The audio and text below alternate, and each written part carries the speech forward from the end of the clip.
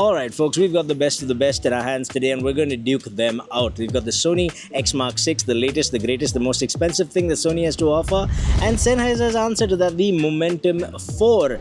These are not cheap headphones. You definitely don't want to be spending your money on the wrong decision, so let me help you choose. We'll be talking about travelability, we'll be talking about fit and comfort, noise cancelling and transparency, the app, the features, microphone quality, the battery life, and finally the sound quality. So let's begin. First up, let's start with fit and comfort, because if it doesn't fit you, what is the point? And this is a bit of a deal breaker, because if you have a larger head with larger ears, then the Sennheiser Momentum 4 is going to be better for you. The ear cups on the XM6 are smaller, so it's great for smaller heads, but if you've got a smaller head and smaller ears like me, then both of these work. So try them out first. Go to a store and try them out, and if you've got a larger head, then I'm afraid this is the better option for you, and this video comes to a very quick end. If, however, you find that both of them fit you, that's where it gets a little more interesting. From a comfort point of view, the XM6 is better because it's lighter, it's just less clamp force on the head, and it's still very snug on the head. It's just more comfortable. The Sennheiser gives you a more heavy feel with more clamp force. Still not uncomfortable per se, but if I had to choose from a comfort point of view, it's going to be the Sony on this one. Which brings me to travel. Okay, when you travel with these, because they're noise cancelling, you're probably going to take some flights with them. The XM6 is much smaller in the package because it folds flat and then folds in on itself, and the case is so awesome with this magnetic I love this thing. No zippers here, makes such a difference. It's a small thing, but it makes a big difference, and ultimately this takes less space on your bag as well, so this is the one you probably want to travel with. So this round goes to Sony. Now, from a control scheme point of view, both headphones have their right ear cups being large touch surfaces, and I absolutely love it, and both of them have great controls, and both of them have tried to give you a little something extra. For example, on the Sony, if you put your right ear to the right ear cup, it goes into transparency mode, so you can have a conversation or listening to those announcements at the train station, take your hand off and it goes back to your previous mode. This is great. Sennheiser tries to add value by giving you pinch control. So if you pinch close, it goes towards noise cancelling, and if you pinch open, then it goes towards ambient sound mode. The problem is that it very slowly goes towards ambient sound mode, so you have to kind of repeatedly pinch it open or pinch it close, and the effect is that it's too cumbersome. For this one, I am going to give it to the Sony in terms of control scheme, but only by this much. They're both very, very good, but I think the implementation of some of the extra things are better at Sony. Now, when it comes to the app and features, a little bit of a mixed bag. The Sony's app is a mess and it needs to be reworked. Sennheiser, much more clean and minimal. If you end up buying the XM6, by the way, I did a whole tips and tricks video that I'll leave up here, and you can go check that out. It'll help you get set up, and it'll help you with some recommended settings to get the most out of your XM6. But fundamentally, my problem here is the features. There are a lot of features and they both have a lot of the same features, but the way they're implemented on the Sony seems a little bit more user friendly, and I think that's what matters to headsets that are more consumer focused. Let me give you a couple of examples.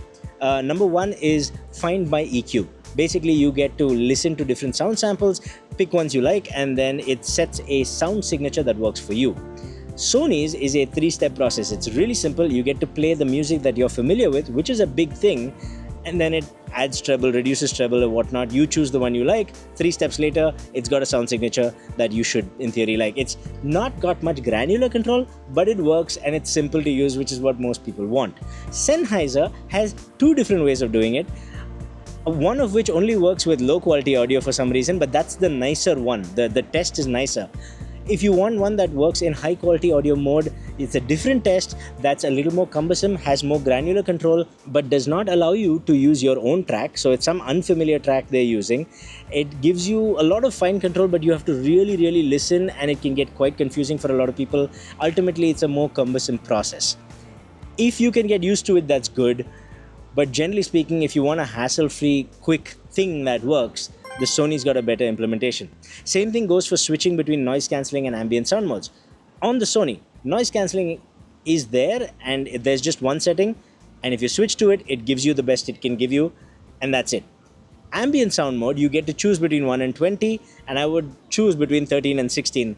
That gives you a very nice ambient sound mode, and it remembers that. Every time you switch to ambient sound, it'll go back to that. This is what you want. The Sennheiser, on the other hand, tries to do the same thing, but it messes up. It allows you to switch between a certain level of noise cancelling and then full ambient sound. It doesn't let you have granular control over both, and the Sennheiser needs it because the noise cancelling is not that great. So you always want full noise cancelling. But if you set that, then you can't set a separate ambient sound mode. And the ambient sound mode also is not great, so you want a specific granularity there, which you don't get. So while Sennheiser has tried to give you this option, the end result is just not well implemented. And there are other examples like this. This is the problem between the Sennheiser and Sony. Both of them are packed with features, and you're not going to feel like you've missed out on features on either one. But the Sony, despite its app's design, seems to be just easier to use to actually set up those features and use it. And I think that makes a lot of difference for a lot of casual users. So let's talk about noise cancellation. On this one, it's the Sony all the way. The noise cancelling is so good, it blocks things out like it's a brick wall between you and the world. And it works really great. It's one of the best out there. Transparency is so good that it's almost like you're not wearing headphones at all. Compare that with the Sennheiser, which has mediocre noise cancelling at best, and transparency that is it's a bit much. It over-exaggerates everything. You can fine-tune it, but it's just not that great. The Sony is the easy winner here. And as for microphone quality, well, take a look for yourself. This is the Sennheiser Momentum 4, and as you can see, traffic is in full swing. I will admit it's not the loudest traffic in the whole world, but there is a fair bit of it. So what do you think? This is the Sennheiser Momentum 4 in traffic conditions. And this is the Sony XM6 with a fair bit of traffic squeaking on the roads behind me. What do you think? Now, I've been speaking in a normal voice on both these headphones, and I think they're both very, very good. Maybe the XM6 reduces background noise a little bit better, but overall, though, I think this is pretty good, right? For microphone quality, I think they're both great. They're both good enough that your Zoom calls are going to sound very professional, even if you're sitting in the middle of traffic with a hurricane going by your ears. They're both good. I wouldn't make a distinction based on microphone quality here. Which brings us to sound quality, and this is an important one. So let me break this down really easy. Sennheiser is the one you want if you want the best sound quality out of the box. Sony's not bad. They've made improvements from last time, but the fact is, I would more readily tell people, get the Sony, apply a little bit of EQ, and then it becomes quite nice. Sennheiser sounds clear out of the box, sounds pretty natural, a little bit sharp on the treble, but bass is nice and tight, it's punchy, well controlled, it sounds a little more spacious. Yeah, I think the Sennheiser is the one you want to go for, just great sound out of the box. Both of them have EQ settings, both of them allow you to tweak them, and I've given you the best EQ settings I can give you in both the in-depth review videos and the tips and tricks videos, so be sure to subscribe and check out those videos. So then, how do we finally decide? Well, it comes down to head size before everything else. Like I said, if you've got a big head and big ears, the XM6 will squish your ears a little. You don't want that, go for the Sennheiser. If both of them work for you like they work for me, then it's really simple. Do you want something that's travel friendly and has some of the best transparency and noise cancelling in the business? Go for Sony.